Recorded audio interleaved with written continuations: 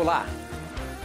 Um texto na Bíblia que deixa muita gente intrigada é esse aqui de 2 Pedro 2, verso 4, que diz o seguinte: pois Deus não deixou escapar os anjos que pecaram, mas os jogou no inferno e os deixou presos com correntes na escuridão, esperando o dia do julgamento.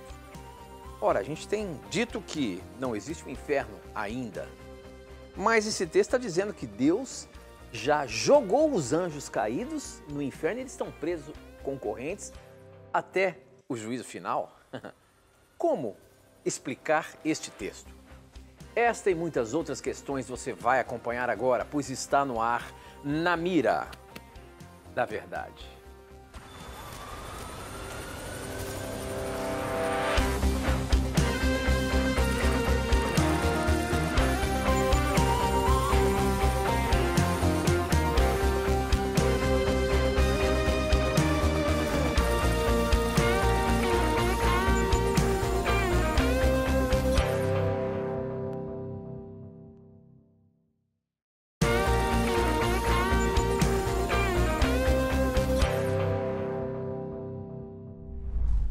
Olá, seja muito bem-vindo. Estamos começando mais um programa Na Mira da Verdade. Esse é um programa, como você sabe, de perguntas e respostas bíblicas ao vivo. E você pode fazer o seu questionamento, sua pergunta bíblica, que ela será respondida à luz da palavra de Deus. E quem está na mira para responder o seu questionamento é ele, hein? Professor Leandro Quadros. E aí, professor, tudo bem? Tudo bem, Tito. Graças a Deus, tudo bem. Estamos contentes, amigo telespectador, porque você está fazendo parte do Na Mira da Verdade. Nós estamos em um momento muito especial do programa. Lançamos recentemente uma revista, um guia de estudos, o estudo Na Mira da Verdade, Textos Difíceis da Bíblia. E nós queremos convidar você desde já a adquirir o seu estudo, se você ainda não adquiriu. Esse é um presente que a Novo Tempo oferece para você. Então, enquanto estamos começando o programa e o Tito vai explicar para você as formas de contato para enviar a sua pergunta, liga para nós agora mesmo, 0 Operadora 12 2127 3121, e você vai receber gratuitamente um guia de estudos em que eu abordo 9 doutrinas bíblicas e textos difíceis correspondentes a essas doutrinas. Eu acredito que vai ser uma bênção para você estudar, para você repartir nos seus grupos de estudos de pequenos grupos. Então peça agora mesmo, 0 Operadora 12 2127 3121. Muito bem, estamos apenas começando e você já pode aí ganhar esse presente da Novo Tempo. Essa aqui, ó, é a revista Na Mira da Verdade. Você sabe, nós já estamos aí há 15 anos no ar e esse já é o 16º ano que o programa Na Mira da Verdade está. Os nossos cabelinhos já estão começando a ficar brancos, mas a gente está aqui animados para juntos podemos estudar a Palavra de Deus. E quando a gente teve a oportunidade de produzir esta revista Esperança Na Mira da Verdade, textos difíceis da Bíblia, para a gente foi assim, a gente se sentiu muito honrado em poder levar às suas mãos esse guia de estudo. Aquilo que você tem aprendido, assistido aqui o programa Na Mira da Verdade, você pode agora ter em suas mãos respostas importantes para o seu aprendizado e para você compartilhar com outras pessoas também. Então peça agora mesmo, liga para a gente, o número está aí aparecendo na sua tela, anota aí, nós temos uma equipe grande para receber a sua ligação e você pode fazer o seu pedido agora mesmo, tá bom? Nós começamos o programa falando sobre um dos textos difíceis também. Esse texto está em 2 Pedro 1:2. Quem mandou essa pergunta foi a Rita Ferreira, Rita de Cássia Ferreira, e ela pede explicação de 2 Pedro 2:4, onde fala que os demônios foram acorrentados no abismo ou no inferno.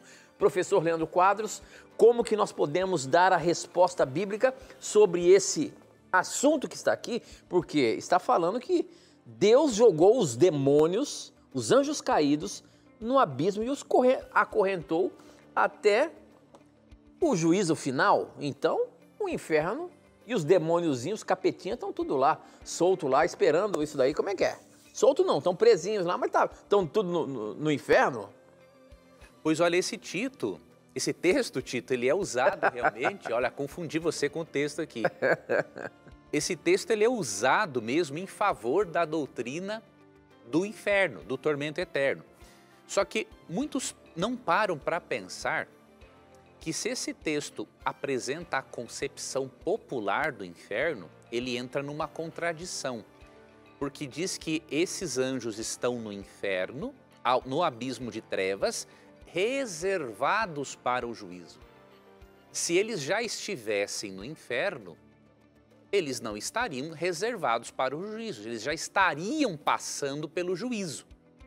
Então, a concepção popular de inferno apresenta uma contradição nesse texto.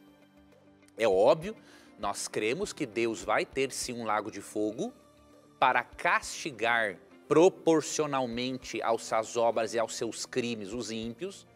Né? Lemos em Mateus 25, 41 a 46, cremos nisso.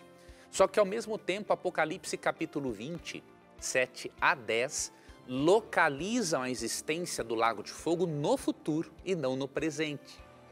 Então a Bíblia fala sim do lago de fogo, porém ela localiza após a volta de Cristo, após o milênio. Então leia, por exemplo, Mateus 25, 31 a 46 e Apocalipse capítulo 20, do verso 1 até o 10. Agora, o que significaria então o inferno nesse texto? Nesse texto, a palavra inferno foi traduzida de uma palavra que é tártaro. Tártaro, na compreensão do autor bíblico, não se refere a um lugar físico, falando nesse sentido, a um lugar, a um ambiente onde eles se encontram acorrentados, até porque a atuação deles no mundo é muito grande para que eles estivessem acorrentados da forma literal como pensamos. Tártaro se refere a lugar de trevas e nós cremos que se refere mais à condição espiritual na qual esses anjos se encontram após a queda do que a um lugar específico onde eles estão agora. Você lê, por exemplo, Apocalipse 12, 12, dizendo: ai da terra e do mar, pois o diabo desceu até vós, cheio de grande cólera, sabendo que pouco tempo lhe resta. Então ele se encontra aqui no planeta Terra, numa dimensão espiritual. E esse tártaro, ou este inferno, se refere à condição de trevas morais e espirituais que esses anjos se encontram por terem abandonado seu estado original de pureza. E aí um outro texto que eu deixo para você, que mostra que esses anjos não estão ainda sendo castigados, mas se encontram sim num tártaro, no inferno, no sentido de numa condição espiritual de trevas morais e espirituais, é esse texto aqui de Mateus 8, 29, ó, que diz o seguinte: eis que gritaram, que temos nós contigo, ó Filho de Deus? Vieste aqui atormentar-nos antes do tempo? Então, quando esses dois endemoniados, quando esses demônios falavam, né, por meio dessas pessoas possessas, exclamavam com a presença de Jesus diante deles, eles mesmos sabiam que o momento do castigo deles era um evento futuro. Tá? Então, entenda a palavra inferno, do grego tártaro aqui, não como referência a um compartimento do inferno, como é a crença popular. Entenda como uma referência a um estado de trevas morais e espirituais nas quais estes anjos se encontram por terem abandonado o estado de pureza deles. Muito bem, muito bem. Você pode participar do nosso programa mandando as suas dúvidas através do nosso SMS, o número é 12 981510101. Também esse número você pode mandar pelo WhatsApp, chega aqui pra gente. O SMS é a forma aí de você mandar os seus textos, pode mandar pra gente através do SMS, nós estamos sempre ali pescando perguntas do SMS e do WhatsApp também. Só adianto para você que é o seguinte, no WhatsApp não adianta você mandar em áudio, que eu não tenho condições de abrir aqui o seu áudio. No WhatsApp é apenas texto, mande apenas o texto da sua pergunta pra gente, tá bom? Você pode usar também as redes sociais pelo Facebook, namiradaverdade.nt e no Instagram, @namiradaverdade. Participe, mande essas dúvidas. Temos ainda também o nosso blog, hein? Se você acessar novotempo.com/namiradaverdade, vou até aqui acionar aqui, deixa eu ver se o nosso blog está no ar. E eu já vou colocar no ar aqui para que você possa mandar as suas perguntas também pelo nosso WhatsApp, ou melhor, o nosso blog, hein? Olha aqui, ó, Estou colocando no ar ele, vamos lá, já está no ar. Você pode usar também o nosso blog. Mas vamos lá, essa pergunta aqui acabou de chegar, chegou há poucos minutos pelo nosso Instagram. Quem mandou foi a Rosângela. A Rosângela pergunta o seguinte, professor. Olá, professor. Olá, Tito. A paz do Senhor. Eu gostaria de tirar uma dúvida do meu pai em um texto de Amós, o capítulo 8, verso 11, onde diz que eis que vem dias, diz o Senhor Deus, em que enviarei fome sobre a terra, não fome de pão nem de sede de água, mas de ouvir a palavra de Deus, de ouvir a palavra do Senhor. O que Amós está querendo dizer com esse texto, professor? Ou ali há um contexto específico. Você percebe ali que os israelitas estavam negando o dom profético, negando a voz de Deus, e Deus estava dizendo para eles o seguinte: olha, eu vou chegar um momento em que eu vou respeitar a decisão de vocês, né? Já que vocês não querem, então vai ter fome da minha palavra na vida de vocês. Aqui versículo 11, ó. Eis que vem dias, diz o Senhor, em que enviarei fome sobre a terra, não de pão, nem sede de água, mas de ouvir as palavras do Senhor. Verso 12, andarão de mar a mar e do norte até ao oriente. Correrão por toda parte, procurando a palavra do Senhor e não acharão. Então o que ele está dizendo aqui é o seguinte, já que o povo estava negando a palavra de Deus, Deus iria de uma forma inevitável enviar juízos sobre eles. E ao eles receberem esses juízos, entrarem em ruína, eles iam querer ouvir a palavra de Deus, mas não teriam mais o mesmo acesso a ela, até porque seriam levados cativos, tá? Então Deus, ele é um cavalheiro, ele insiste, mas vai chegar um momento em que ele vai respeitar a decisão das suas criaturas, por mais que essa decisão doa no coração de Deus. Muito bem, muito bem. Olha só, tem perguntinhas aqui, o pessoal mandando já pelo SMS. Estou colocando essa pergunta aqui do SMS. A gente sabe, a Bíblia fala que teve uma ocasião em que Moisés falou com Deus. A pergunta aqui, deixa eu ver se tem o nome da pessoa, não falou o nome da pessoa. Ela quer saber o seguinte, professor. Quem falou com Moisés, foi um anjo ou o próprio Deus? E quando a gente fala de Deus, professor, será que no Velho Testamento Jesus também poderia falar com os personagens, com as pessoas que ali tiveram ocasiões em que Deus falou com o ser humano? Poderia, quem sabe, ser Jesus? Sim, a pergunta dele é o seguinte, foi um anjo ou foi Deus que falou com Moisés, né? Biblicamente, né, foi o próprio Deus quem falava com Moisés. Aqui, por exemplo, Êxodo 33, 11, diz assim: falava o Senhor a Moisés face a face, como qualquer fala a seu amigo. Então voltava Moisés para o arraial, porém o moço Josué, seu servidor, filho de Num, não se apartava da tenda. Né? Então aqui enfatiza que Deus falava com clareza e de forma direta com Moisés. Óbvio que a face de Deus não era vista, né?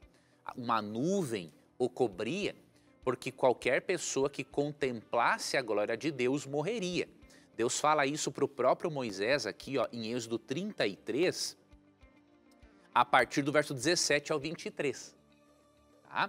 O que você tem que entender é que lá em Êxodo 3, há uma intercalação entre o Senhor, Deus e o anjo do Senhor. O termo anjo do Senhor, ele não se refere apenas a criaturas, a seres angelicais, mas é uma referência à segunda pessoa da divindade.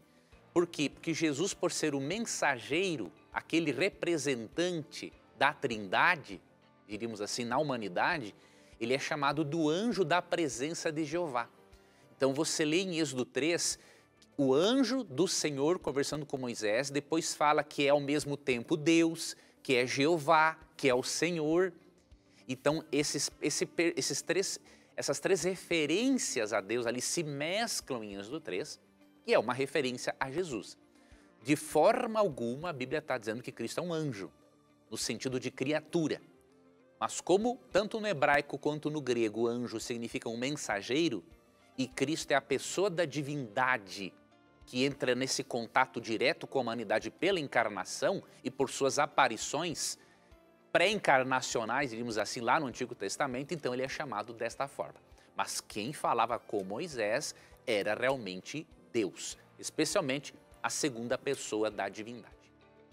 Muito bom, muito bom. Olha só, tem mais uma pergunta, essa agora do nosso WhatsApp, pessoal que participa muito pelo WhatsApp. Eu reforço para você, mande apenas texto pelo WhatsApp, tá bom? Essa pergunta é do Zé. Aqui, ó. Estão ligando aqui, não é para ligar. Vamos lá. Essa pergunta aqui, quem mandou foi o Oséias pelo WhatsApp. E a pergunta do Oséias é relacionada com algumas passagens onde até nos parece que Jesus está mentindo, que Deus pode mentir. Olha só como ele pergunta. Eu tenho uma dúvida muito cruel para a minha fé. Espero que você possa me esclarecer. É a respeito de João 7, 8 a 10. Nessa passagem, Jesus fala para os discípulos que não irá a uma determinada festa. No entanto, após os discípulos irem a tal festa, Jesus também vai. Nesse contexto, podemos dizer que Jesus mentiu? Se mentiu, ele não é Deus, pois Deus não mente. Outra passagem também, 1 Reis 22, 28, diz que o Espírito era de Deus. Se assim for, podemos dizer que o próprio Deus mentiu. Mas sabemos que Deus não mente. Como que interpretamos esses textos? Outro, lá em Êxodo 32, 7 a 14, Deus fala a Moisés que destruirá o povo e fará do legislador uma grande nação. Se essa era realmente a intenção de Deus, podemos dizer que Deus estaria quebrando a promessa feita a Abraão, Isaque e a Jacó. Mais uma vez, mentindo, mas sabemos que Deus não mente. Pastores, por favor, eu preciso de uma explicação. Não porque minha fé em Deus seria afetada, longe disso, mas por contradizer princípios de Deus. E eu fico com dúvidas sobre a Bíblia. Ajude-me, por favor. Vamos lá, professor. Essa sinceridade aqui do nosso querido Oséias, com textos que aparentemente ele entende que talvez Jesus, Deus, o Pai, esteja mentindo. Como que a gente explica esses textos? Você conseguiu pegar aí os textos? Não, todos não. João 7, de 8 a 10. Esse eu peguei. Qual é o outro? 1 Reis 22. Deixa eu abrir aqui. Eu já deixo aberto e já vou explicando para o nosso irmão. Vamos com esses dois aí. 1 Reis 22. De 22 a 28. 22 a 28? Isso. Ah, tá. Profecia de Micaías. E qual é o terceiro? Tinha um terceiro ou não? E o terceiro tem, é Êxodo 32, de 7 a 14. Vamos lá. Primeiramente, vamos para João. Aqui você vai perceber, meu irmão, primeiramente, não é uma contradição e uma mentira. Cristo simplesmente não desceu à festa no tempo, no momento que os irmãos dele queriam que isso acontecesse. Então, eu vou ler aqui para você, ó. A partir do versículo 8 ao 10. Subi vós outros à festa, eu, por enquanto, não subo. Ou seja, ele não está dizendo que não iria em hipótese nenhuma. Apenas, ó, por enquanto, não subo. Porque o meu tempo ainda não está cumprido. Disse-lhe Jesus essas coisas e continuou na Galileia. Verso 10. Mas depois que seus irmãos subiram para a festa, então subiu ele também, não publicamente, mas em oculto. Contradição zero. Ele simplesmente disse que por enquanto não iria, porque não era o momento, e quando ele foi, ele quis ir de forma oculta, não pública. Então, zero contradição, tá? Outro texto, em 1 Reis 22, já dos versos 13 em diante, lembre-se aqui o detalhe, aqui é uma profecia do profeta Micaías. Deus não estava mentindo, ele deu uma visão profética para mostrar o quê? Já que o povo queria acreditar nas mentiras dos falsos profetas, então Deus iria permitir que isso acontecesse. Então você tem que ler a partir do versículo 5, porque está falando das profecias dos falsos profetas. Eles estavam preferindo acreditar nos falsos profetas do que do verdadeiro. E aí Deus dá uma visão simbólica, profética, mostrando o seguinte: bom, já que eles querem, eu vou deixar que esse espírito imundo os engane, porque é assim que eles querem. Então você percebe que o problema não está em Deus, tá? O problema está neles.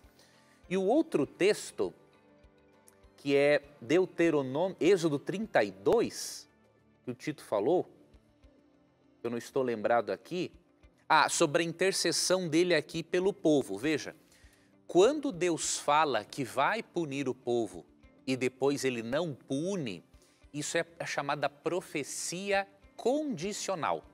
Na Bíblia tem as profecias condicionais e incondicionais. Uma profecia condicional, para ela acontecer, ela depende da resposta humana ao que Deus pede. Tá? Então, Deus falou, por exemplo, para Nínive, lá em Jonas, no livro de Jonas: vou destruir vocês. Só que para se cumprir essa profecia havia uma condição: eles tinham que continuar pecando e sendo ímpios.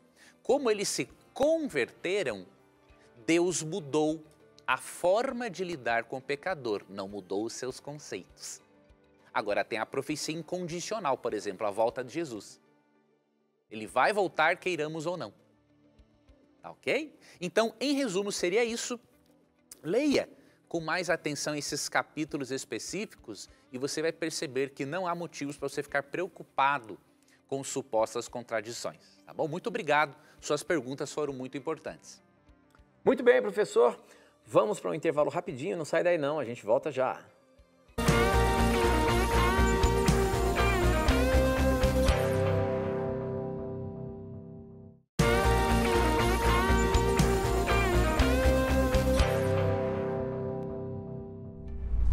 Já estamos de volta e para você participar do programa, você pode mandar as suas perguntas através do nosso SMS, o número é 12 981510101, pelas redes sociais Facebook, namiradaverdade.nt e Instagram, apenas @namiradaverdade, tá bom?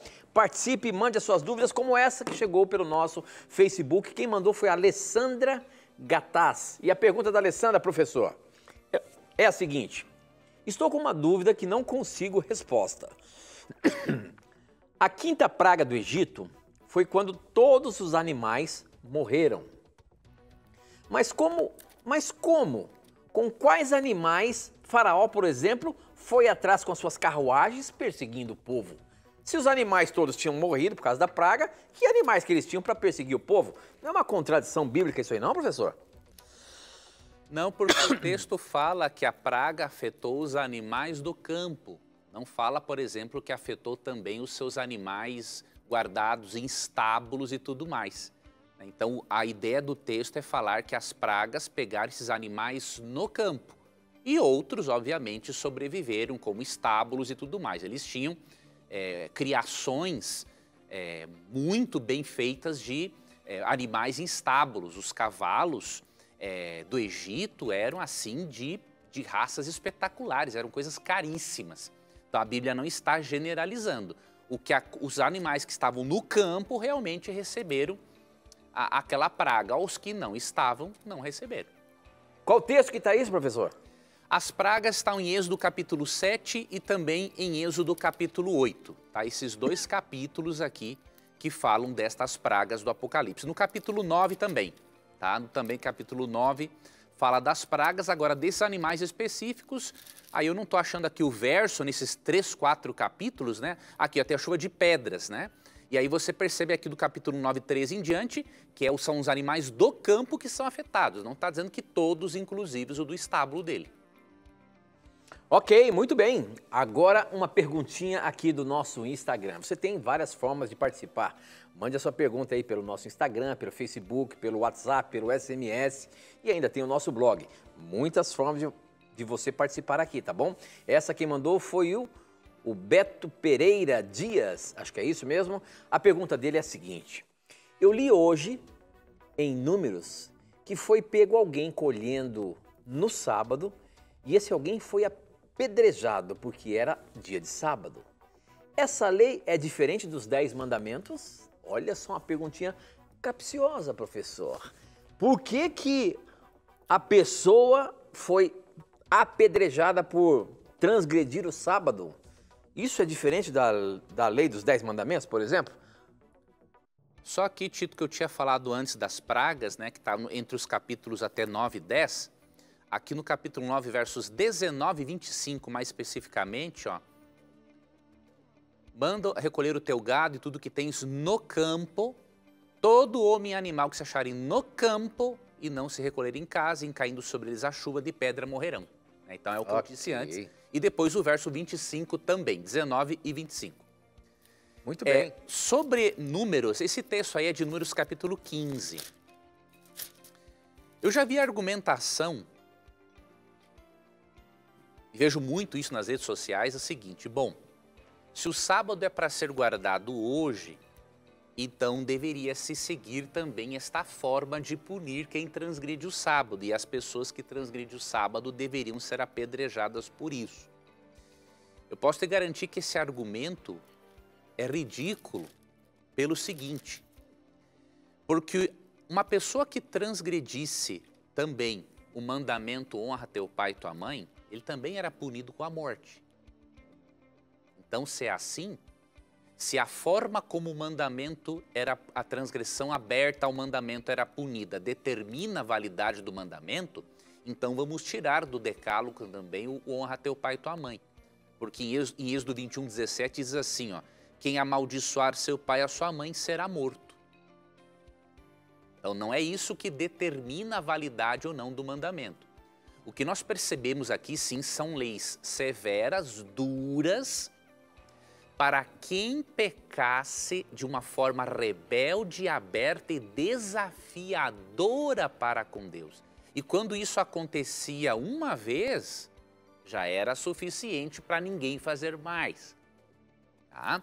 O que nós temos que ver aqui em Números 15 não foi uma transgressão do sábado de uma forma involuntária ou motivada pela falta de conhecimento, ou uma transgressão do sábado por causa da nossa natureza pecaminosa que nos afasta da lei de Deus. Não foi esse tipo de transgressão que Deus mandou punir por apedrejamento. Olha o que diz aqui, ó, a partir do versículo 30. Vamos ler de Números 15, 30 em diante. Mas a pessoa que fizer alguma coisa atrevidamente, olha, esse aqui é uma natureza de pecado bem diferente, né? Quer seja dos naturais, quer dos estrangeiros, injuria ao Senhor. Tal pessoa será eliminada do meio do seu povo, pois desprezou a palavra do Senhor e violou o seu mandamento.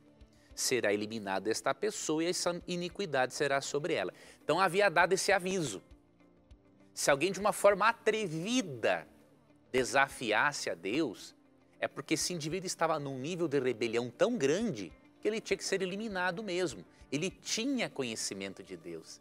Ele testemunhou milagres de Deus. Ele sabia que Deus estava entre eles. E depois deste aviso contra o pecado atrevido, olha o que esse indivíduo fez. Vou ler aqui para você a partir do versículo 32. Veja como é importante ler a Bíblia contextualmente. Aqui no Na Mira da Verdade nós queremos incentivar você a fazer isso, amigo telespectador, ler a Bíblia contextualmente. Estando, pois, os filhos de Israel no deserto, acharam um homem apanhando lenha no dia de sábado. Então, olha bem, Deus já havia falado do pecado atrevido, do injuriar a Deus, e esse indivíduo decidiu desafiar a Deus perante toda a congregação. Os que o acharam apanhando lenha o trouxeram a Moisés e a Arão e a toda a congregação. Meteram-no em guarda, porquanto ainda não estava declarado o que se lhe devia fazer. Então disse o Senhor a Moisés, tal homem será morto. Toda a congregação o apedrejará fora do arraial. Levou-o, pois, toda a congregação para fora do arraial e o apedrejaram, e ele morreu, como o Senhor ordenara a Moisés. Então Deus executou o juízo desta forma porque Deus havia avisado que pecado por atrevimento seria punido exemplarmente, e ao punir exemplarmente isso aqui, muitos pensaram 1.000.000 de vezes antes de desafiarem a Deus abertamente. E Deus tinha que educar o povo dessa forma, porque era um povo rebelde, obstinado, havia sido escravo no Egito e blasfemavam e se rebelavam contra Deus constantemente, apesar dos seus apelos de amor e de misericórdia. Então, quando alguém argumentar com você, não, o sábado não deve ser guardado porque ele deveria ser punido por apedrejamento, lembra a pessoa desse contexto, aqui fala do pecado por atrevimento, e lembra essa pessoa também de Êxodo 21:17. Se vamos questionar a validade do mandamento por causa da punição a uma transgressão atrevida, então vamos ter que tirar também da Bíblia o mandamento honrar teu pai e tua mãe, o que seria, obviamente, irracional. Por isso eu indico a você solicitar o guia de estudo, a Revista Esperança, Na Mira da Verdade. Textos difíceis da Bíblia. Se você quer aprender mais, se você quer se aprofundar mais nos mais diversos assuntos aí que a Bíblia apresenta e que às vezes a gente não entende direito, esse guia de estudo o professor Leandro Quadros preparou com muito carinho para que você possa desvendar esses textos difíceis. Por exemplo, do sábado falando, tem uma lição específica falando sobre isso, a lição de número 4, textos difíceis sobre o sábado. Você pode ter aí na sua casa. Basta ligar para a gente agora mesmo, 0 operadora 12 2127 3121. Você não vai pagar nada por esse guia de estudo. Milhares de pessoas já pediram, viu? Nós lançamos este mês, mas milhares de pessoas já pediram. Peça você também a sua. Ligue agora para a gente para que possa passar os seus dados postais e que ela chegue direitinho na sua casa. 0 operadora 12 2127 3121, tá bom? Tem mais uma perguntinha aqui pelo nosso WhatsApp. Quem mandou essa pergunta, deixa eu só ver o nome da pessoa aqui, professor. A Jamile. A Jamile está perguntando o seguinte: eu gostaria de tirar uma dúvida. Deus cria pessoas psicopatas ou elas simplesmente nascem assim por causa do pecado ou do mal no mundo? Existe alguma explicação sobre esse tipo de transtorno, professor? A psicopatia? Sim, existem explicações, né, que os psiquiatras, os psicólogos nos oferecem, né?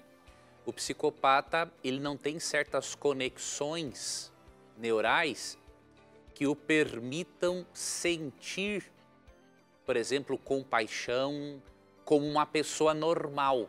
Isso é consequência do pecado, né? Deus jamais criaria pessoas com problemas de ordem psiquiátrica ou de ordem emocional.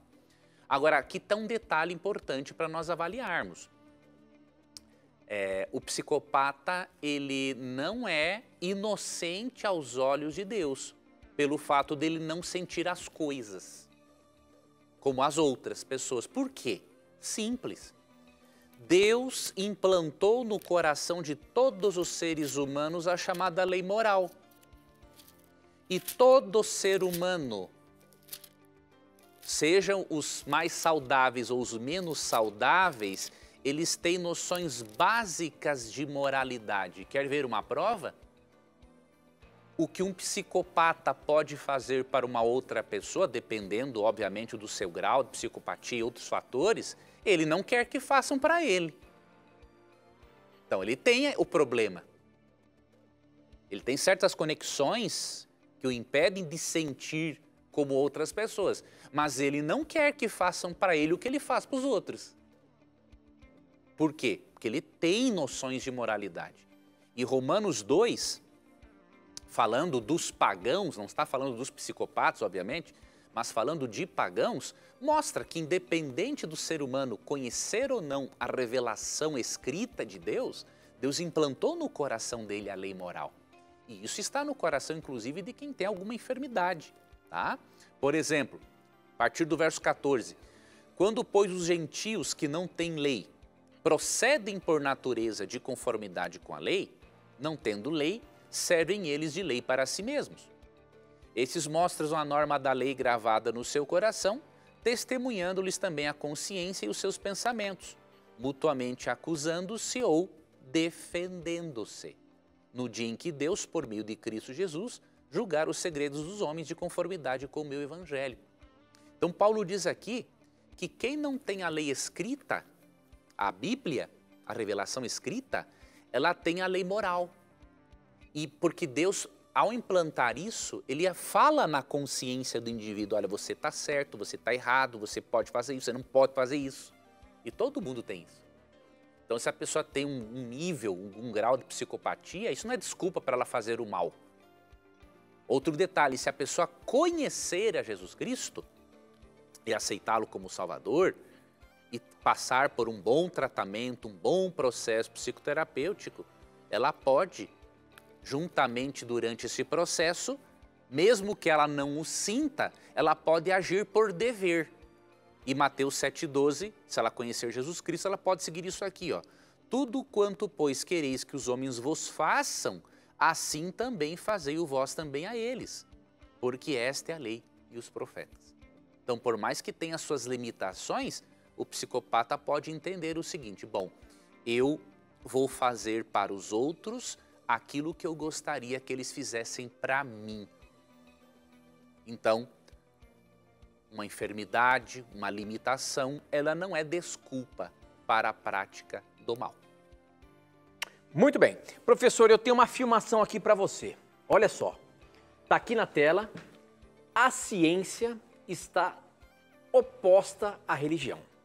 A ciência é sabedoria e a religião é misticismo.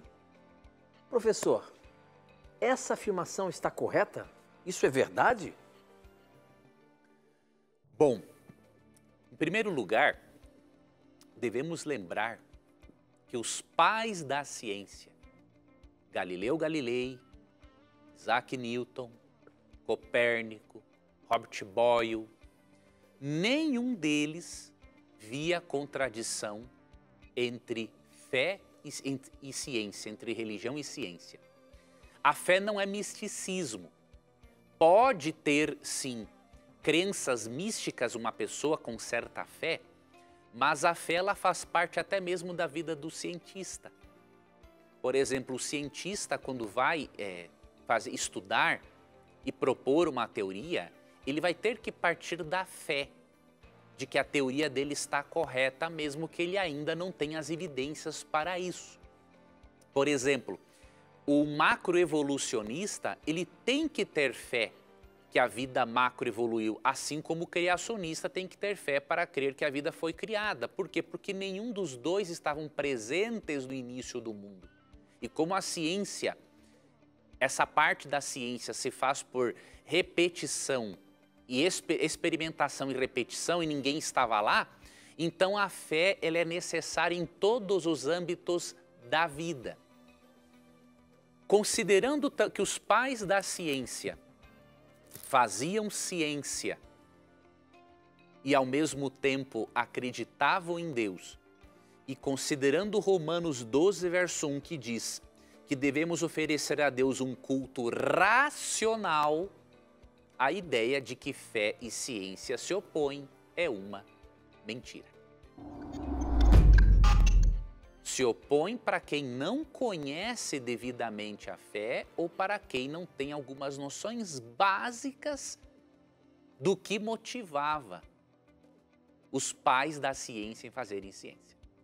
Só para citar um dos exemplos que eu mencionei, Isaac Newton, descobridor da lei da gravidade, ele escreveu um comentário sobre o livro de Daniel e sobre o livro do Apocalipse.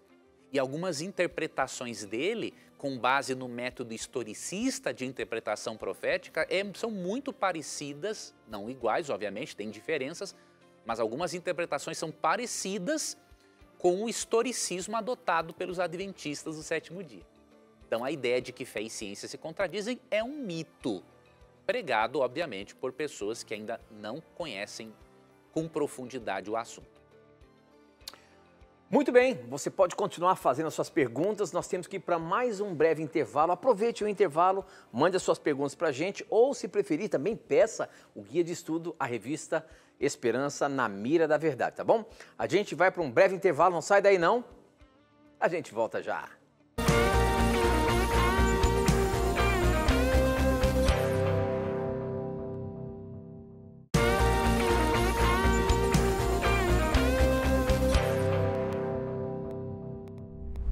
Já estamos de volta ao vivo aqui, faça suas perguntas, manda pra gente. Tem uma que chegou aqui pelo nosso Instagram e é uma pergunta, professor, essa pergunta aqui, eu acho que ela é direcionada para você aí, meu amigo. Vamos lá, meu caro. A questão é a seguinte, foi o Beto Henrique que mandou, Beto Henrique, 7, ele diz o seguinte: está circulando no YouTube um vídeo de um youtuber a respeito do professor Leandro Quadros. Olha aí, o que você aprontou, hein?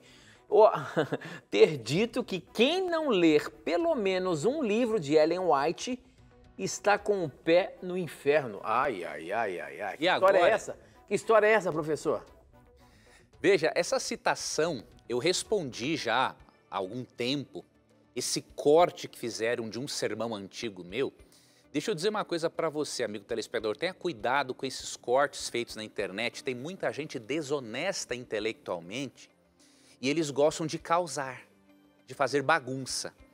Então o que acontece? Nesse sermão que eu preguei há vários anos, eu estava pregando para um grupo de pessoas sobre o dom profético, o dom canônico, né, os profetas canônicos bíblicos e os profetas não canônicos.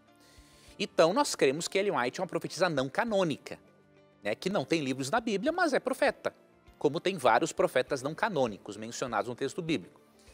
E aí eu estava falando num contexto para pessoas que passavam muito mais tempo envolvidas com coisas mundanas do que com o dom profético. Então eu falei o seguinte, ó, se você passa mais tempo com coisas mundanas, não lê a Bíblia e não lê os escritos de Ellen White, que apresentam orientações espirituais importantíssimas para levar você de volta à Bíblia, você está colocando sua salvação em risco. Você está dando mais ênfase no que é mundano do que naquilo que é espiritual.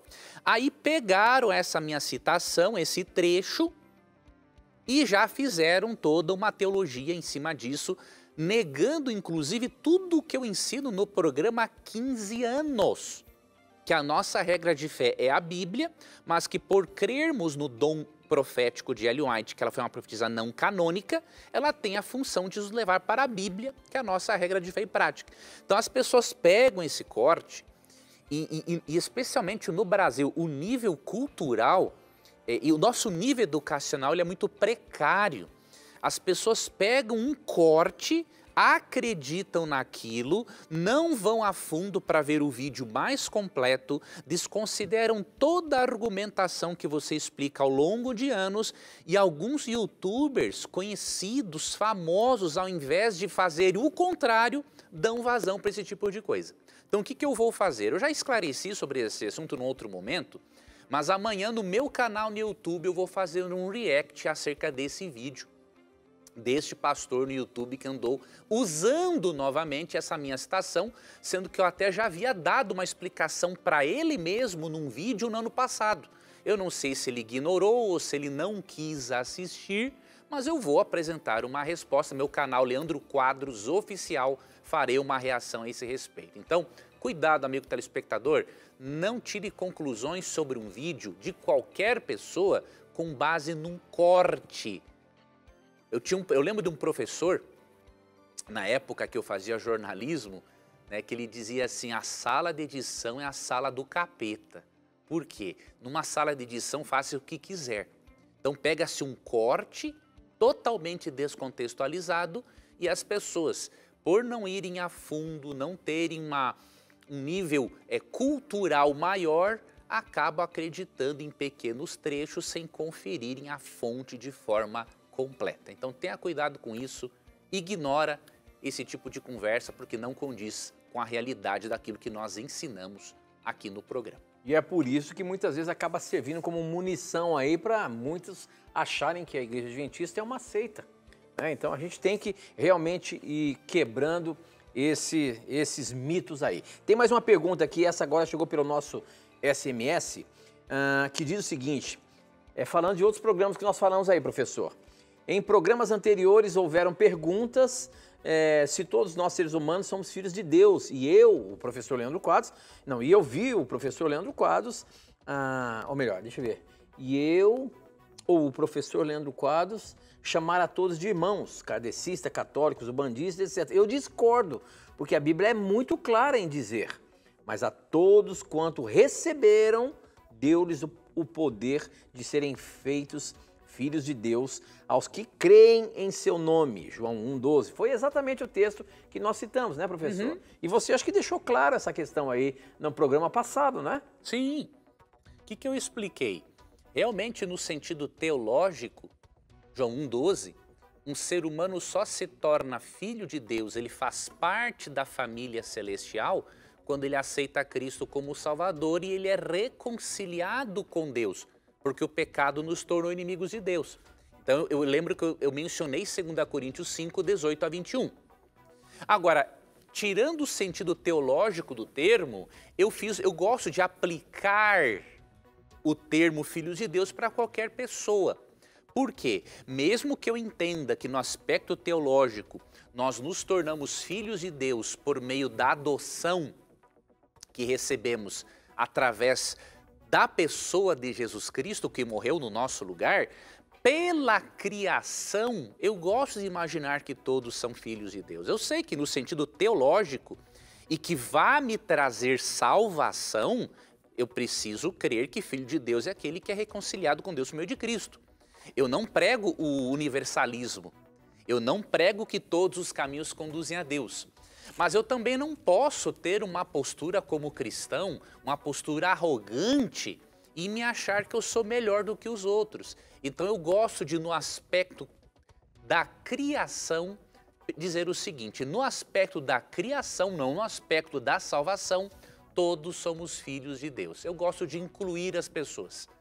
Eu gosto que todos os irmãos, todas as pessoas entendam que por mais que não tenhamos as mesmas crenças religiosas e que por mais que não façamos parte, infelizmente, da família celestial por meio da adoção, que é através de Cristo, por não aceitar a Cristo, somos filhos de Deus, sim, em potencial, né? Somos criados pelo mesmo Deus. Então eu quero que o irmão espírita, umbandista, todos se sintam à vontade no nosso programa. Então eu não creio que essa abordagem que eu faço vá contradizer o sentido teológico do termo.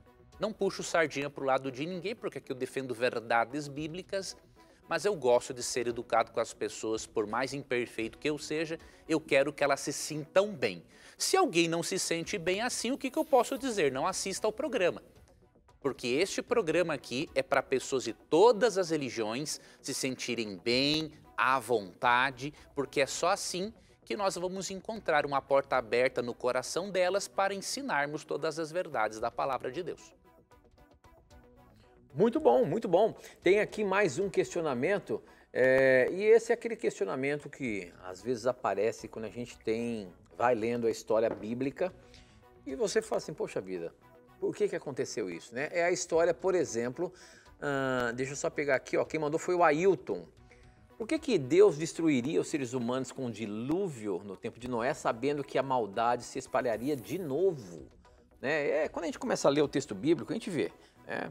Deus se arrependeu de ter criado o ser humano e destruiu o ser humano ali no dilúvio. Só que Deus é onisciente. Se ele sabia que isso ia acontecer tudo de novo, por que ele destruiu o ser humano, professor?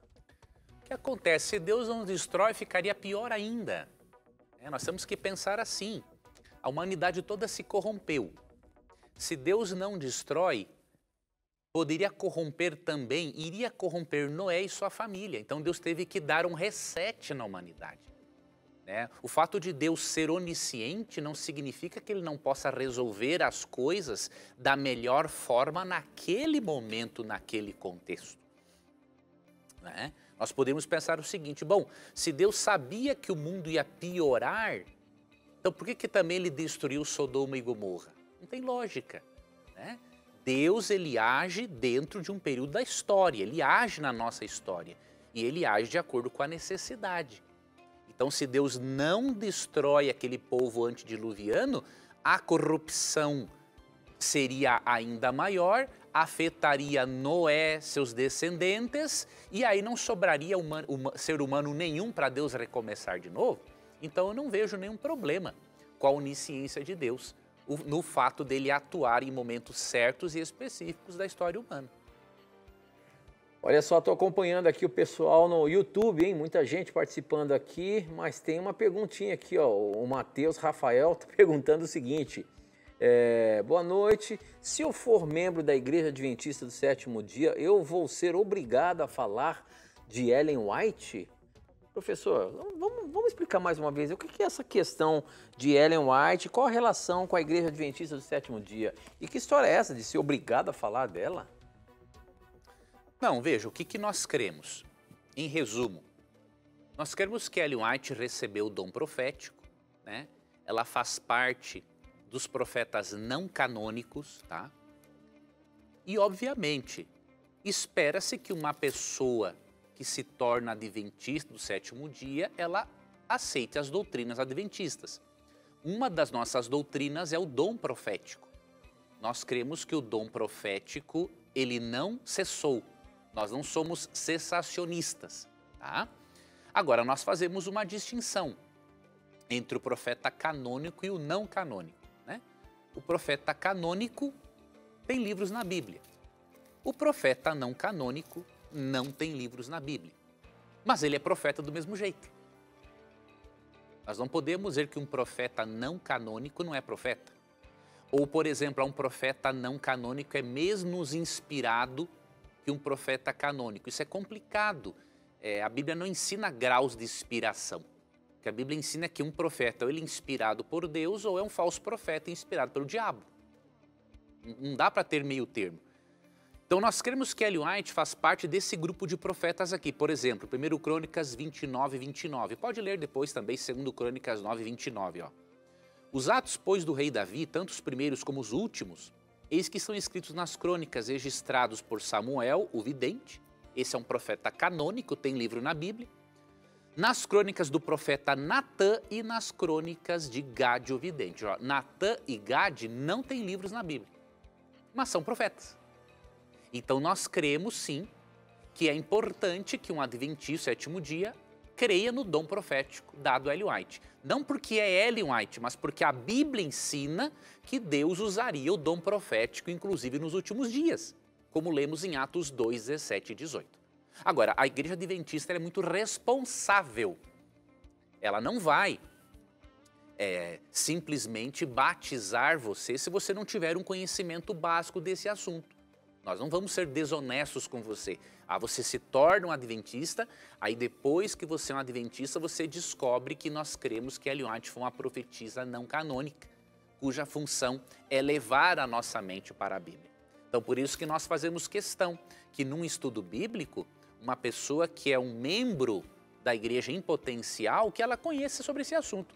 Agora, se ela tiver dificuldades com esse assunto, mas não critica, não fica criando desavenças, isso não impede ela de aceitar a Jesus como Salvador de forma alguma. Aceitar a Cristo como Salvador não está condicionado a aceitar Ellen White, mas por uma questão de coerência doutrinária, nós entendemos que temos que ser um corpo unido em certos aspectos doutrinários. Então, vamos ensinar a pessoa a respeito desse assunto, tá? Então, foi muito boa essa sua pergunta, porque o que existe de gente falando bobagem sobre esse assunto na internet não é brincadeira. Muito bem, professor, muito bem. Com essa nós vamos encerrar o nosso programa. Infelizmente nós não temos tempo de colocar mais nenhuma questão na mira, mas olha, foram pescadas várias aqui, foram separadas várias aqui, mas infelizmente a gente não consegue. Não desista, continue mandando a sua pergunta pra gente, que a qualquer momento ela pode entrar na mira da verdade, hein? A gente se encontra semana que vem, se Deus quiser, professor. Se Deus quiser. Obrigado, Tito, por apresentar as perguntas dos nossos amigos. Obrigado a você, telespectador, pelo carinho da sua audiência, por sua confiança no nosso trabalho. E lembre-se que no nosso programa, sempre que você tiver a coragem de perguntar, somente a Bíblia terá a coragem de lhe responder. Peça sua revista agora mesmo, 0 Operadora 12 2127 3121. Ela está aqui na minha mão, peça agora mesmo, tá bom? E você sabe, né? Aqui sempre os seus questionamentos e as suas perguntas estão na mira da verdade. Até o nosso próximo encontro. Tchau.